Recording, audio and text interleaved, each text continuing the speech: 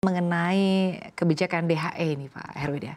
Kalau kita lihat ini kan menjadi salah satu hal yang cukup menantang juga ya bagi Ya. pelaku industri di sektor pertambangan di mana wajib untuk parkir DHE Pak di dalam negeri dalam jangka minimal 1 tahun Pak.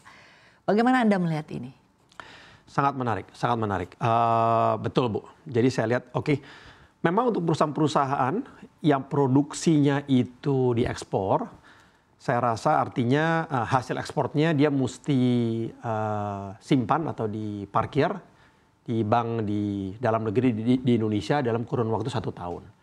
Ya harapannya tentunya uangnya tetap bisa digunakan untuk operasional sehari-hari, modal kerja, overhead, dan lain-lain selama digunakan dan disimpan dalam bank yang ada di Indonesia.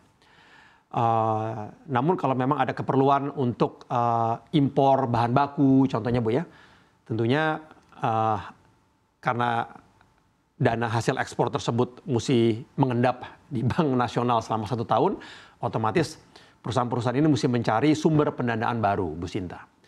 Namun kami cukup beruntung, kebetulan perusahaan kami, BRMS, Bumi Resources Minerals, melalui anak usaha kami yang ada di Palu, Bu, Citra Palu Mineral, itu seluruh produk emas kami itu kami jual ke pasar domestik, Bu. Jadi tidak ada produk kami yang kami ekspor. Semuanya kami jual ke pasar domestik. Para pembeli emas kami, contohnya seperti PT Aneka Tambang, kemudian PT Harta Dinata Abadi Tbk, semuanya adalah perusahaan di dalam negeri. Jadi memang rekeningnya kami buka di Bank Nasional di Indonesia, dan dana hasil penjualan juga masuk ke Bank Nasional di Indonesia, Bu. Baik, tapi kalau menurut pengamatan Anda sendiri, apakah dengan wajib parkirnya nih Pak ya selama 1 tahun, apakah ini juga ada kemungkinan bisa mengganggu operasional dari perusahaan atau Anda sendiri melihatnya seperti apa? Karena kalau kita lihat kan sektor SDA ini tentunya akan sangat-sangat terpengaruh Pak. Mungkin pengaruhnya juga cukup signifikan ya, apalagi kita bicara soal cash flow nih Pak Herwin. Betul. Saya rasa untuk perusahaan yang memang sumber pendapatannya itu ataupun sebagian besar dari pendapatannya itu dari ekspor, Bu, tentunya ini ada dampaknya, Bu ya.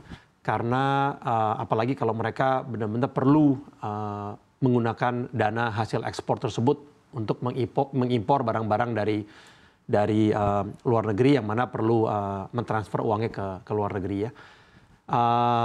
Tentu ada dampaknya. Jadi solusinya yaitu, Bu, perusahaan-perusahaan ini tidak ada pilihan, mereka harus mencari sumber pendanaan baru untuk membiayai modal kerjanya atau pembelian barang-barang impornya, Bu ya.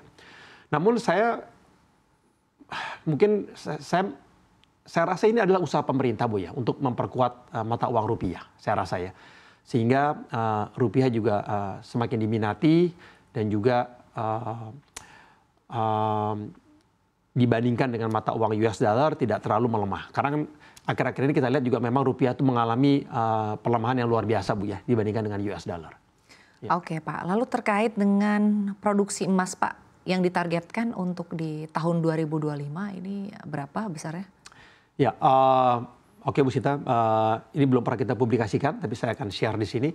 Jadi untuk produksi emas kami itu kalau untuk produksi kami di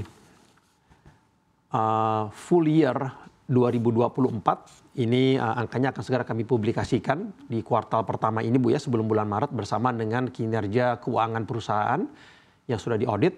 Untuk full year 2024 target kami itu bisa mencapai di atas 55.000, 60.000 troy ounce emas, Bu, untuk full year 2024. Sedangkan untuk di 2025 ini targetnya harapannya kami bisa mencapai produksi emas di atas 75.000 troy ounce, Bu. Jadi ada peningkatan lagi, Bu, di tahun 2025 ini.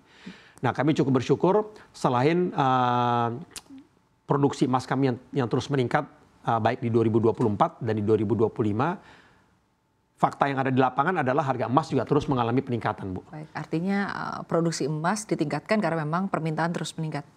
Betul, Bu, dan juga harga emas mengalami peningkatan dan dampaknya akan sangat positif terhadap kinerja keuangan kami, Bu, yang dapat dilihat pada saat kami publikasikan laporan keuangannya nanti, Bu.